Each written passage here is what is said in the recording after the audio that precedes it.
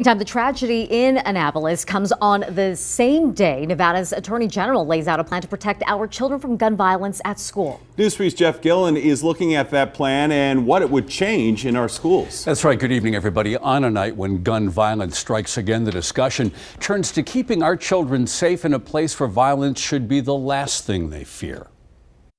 By May, there had already been 23 school shootings in America, on average, more than one a week. Today, I met somebody on the front line. Melissa Helming volunteers at a local school. I've been at school where there's been some hard lockdowns, and they have to sweep the hallways and get all the kids in the classrooms and do head counts, and it is scary. It's unfortunate. But in 2018, it's necessary. After the Parkland shooting in February, Republican Attorney General Adam Laxalt, who's running for governor, convened a school safety summit.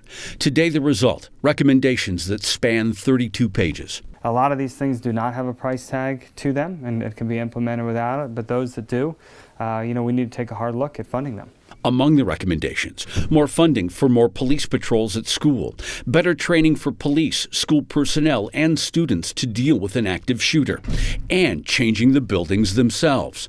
The more expensive ones are a single point of entry, and of course there was a desire from law enforcement to have some sort of camera availability. It does not call for arming teachers, but it does call for so-called red flag laws that allow weapons to be taken away from people who may be a threat. The teachers union says there are some good things here, but when I look at a document like this, the first thing I ask is a number of these items require resources. In other words, money. We're sending to the legislature and we're sending it to the governor, and they're going to have to make some hard choices, just like they do with budget process every year. That's the assignment as a new school year arrives and parents wonder, will my child be safe?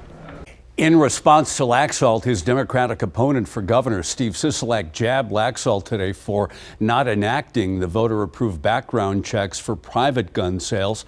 Sisolak says he will take common sense steps to keep kids safe. We should note, though, that the plan Laxalt rolled out today does call for improvements to Nevada's existing gun background check system. I'm Jeff Gillen, News 3.